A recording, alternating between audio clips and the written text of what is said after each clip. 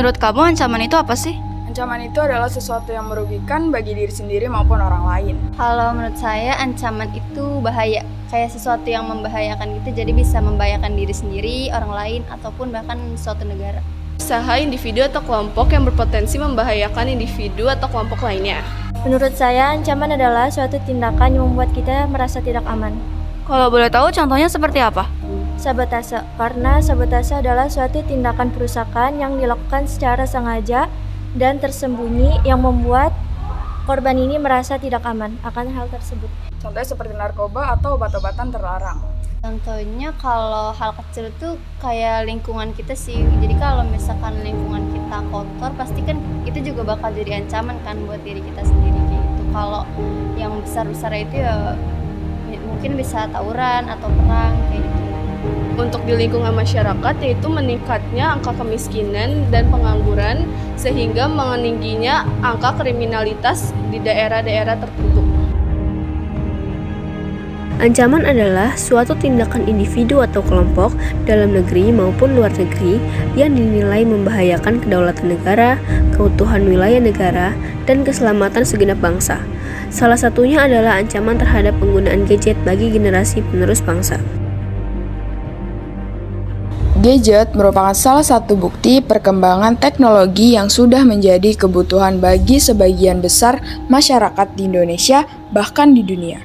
Gadget tentunya memiliki dampak positif dan dampak negatif bagi para penggunanya. Salah satu dampak positif dari gadget adalah mempermudah komunikasi jarak jauh dan bisa memperoleh pengetahuan serta informasi. Terlepas dari banyaknya dampak positif, penggunaan gadget juga memiliki banyak dampak negatif pada generasi penerus bangsa, terutama kepada anak-anak, remaja, dan kepada oknum yang kurang bijak dalam menggunakan gadget.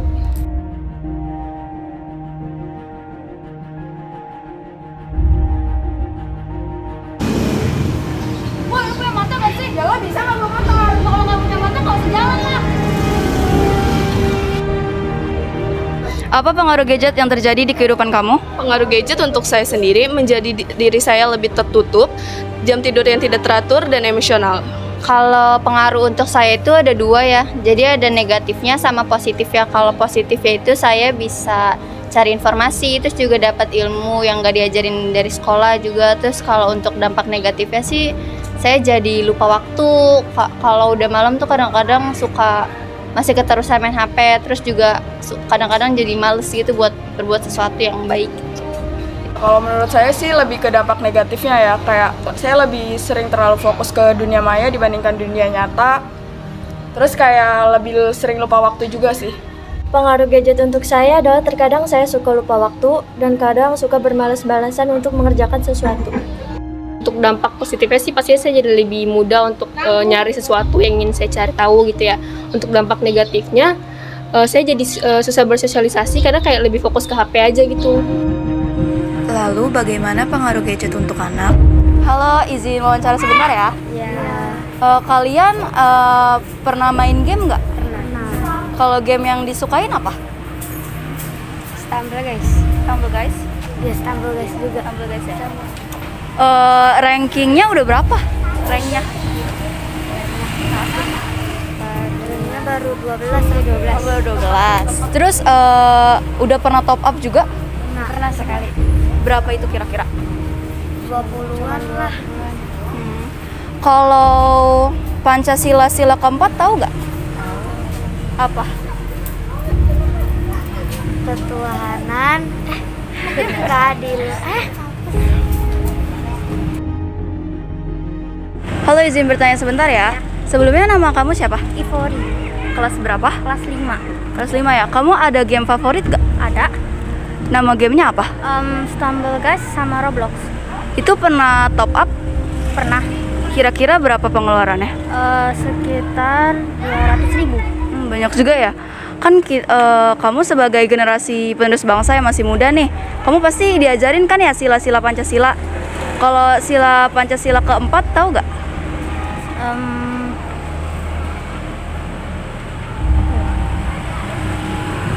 Lupa. Ya. Kalau nama presiden kedua Indonesia tahu? Tahu. Siapa namanya?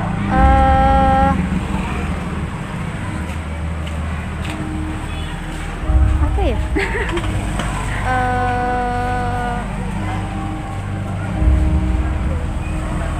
Lupa ingat. Lupa juga ya. Oh ya udah, makasih ya atas jawabannya.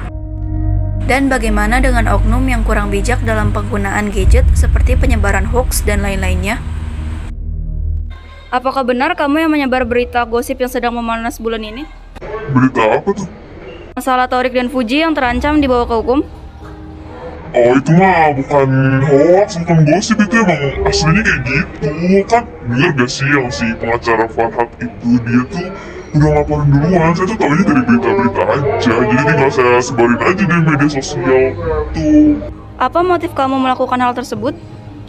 Kalau motifnya sih sebenarnya nggak ada kemauan buat bikin nama jelek ya, jadi buat saya sendiri aja sih. Jadi kan kalau misalkan saya nyebar-nyebar kayak gitu kan pasti follower saya nambah, terus yang like juga banyak banget, terus udah gitu saya dapet duit tuh dari situ, endorse segala macam kayak gitu, duit yang penting lah.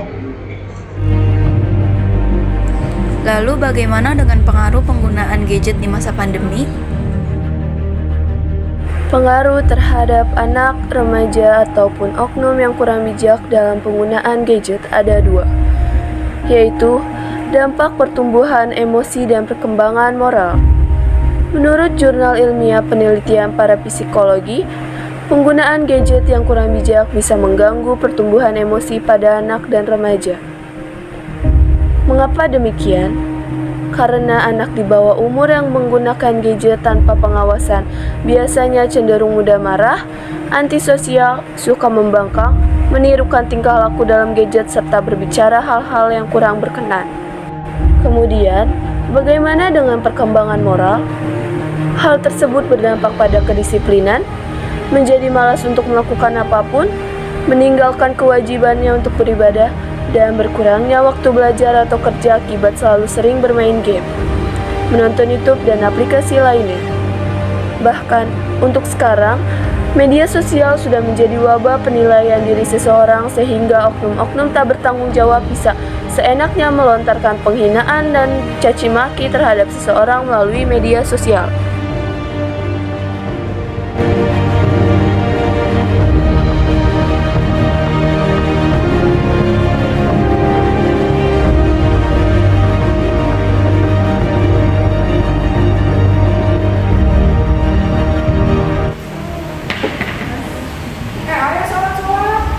Sabar dulu sih, orang lagi main game memang nggak ngeliat tuh. Sholat soal lu tahu, saya banget ya, lu mending nge-game dulu bos. Bukan hanya itu, penggunaan gadget yang kurang bijak juga bisa menyebabkan banyak pengaruh lainnya. Salah satunya ialah dampak di bidang ekonomi. Assalamualaikum Pak, boleh minta waktunya sebentar untuk diwawancara? Silakan. Assalamualaikum Bu, izin bertanya boleh? Waalaikumsalam, boleh. Selama pandemi ini kan pelajarannya online ya, daring. Karena hal tersebut berdampak gak ya Pak sama anak Bapak? Dampak yang ditimbulkan itu apa Pak? Ya dampaknya banyak. Setiap hari main HP mulu ya, pelajaran nggak masuk. Kalau ini lewat begitu harusnya pelajaran itu langsung PTM gitu, daripada lewat HP itu nggak bisa masuk, karena orang tuanya yang ngajarinnya bukan anaknya tapi orang tua yang belajar. Berdampak banget, dampaknya jadi anak maunya main handphone terus. Kalau untuk gadget sendiri kan juga butuh kuota ya. Kira-kira keluaran untuk kuota itu banyak atau tidak? Jadi banyak Mbak. Banyak banget. Banyak. Jadinya biasanya sebulan kita cuma 100.000, jadi nambah lah pokoknya di atas 100. Bisa 2 mingguan 100.000. Ya banyak juga, kalau namanya main kayak begitu kan nggak sedikit.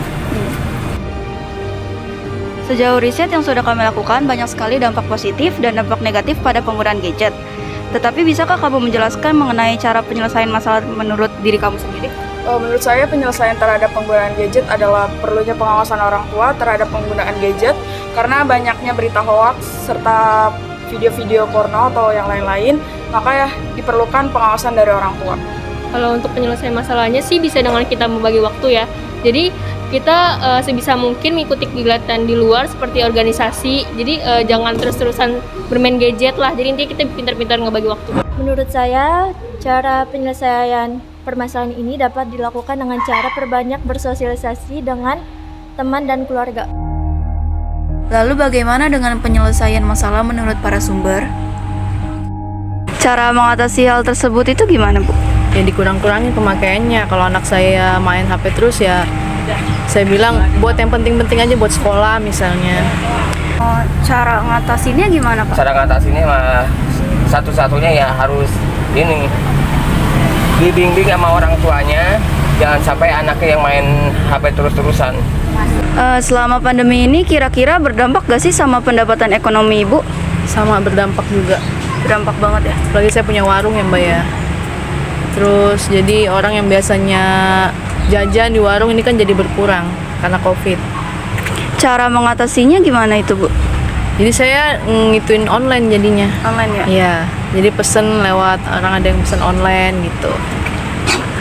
Bukan berdampak lagi, nggak ada pendapatan lah, nganggur. Cara mengatasinya gimana? Cara mengatasinya ya bagaimana ya, satu-satunya ya jualan yang nggak ini, yang bikin apa ya, bukan di ini, yang di rumah, online apa begitu. Seperti biar menarik ya Pak? Iya. Ya baik Pak, terima kasih ya Pak atas Ya. waktunya. Sama-sama. Seseorang menggunakan media gadget karena ia tahu cara memanfaatkan media gadget sesuai dengan kebutuhannya dalam memenuhi dan menunjang aktivitasnya sehari-hari. Namun, pada anak di bawah umur, remaja, dan beberapa oknum yang kurang bijak dalam menggunakan media gadget bisa menyebabkan dampak yang buruk untuk masa kini dan masa depan. Untuk itu, kita sebagai generasi penerus bangsa yang berpendidikan harus bisa lebih bijak dalam menggunakan media gadget. Mulailah dari diri sendiri. Jika kita sudah baik dan bijak dalam menggunakan media gadget, maka awasi dan bimbing saudara atau orang-orang di sekitar kita yang kurang bijak dalam menggunakan gadget. Terakhir, apa harapan Anda untuk permasalahan yang dibahas?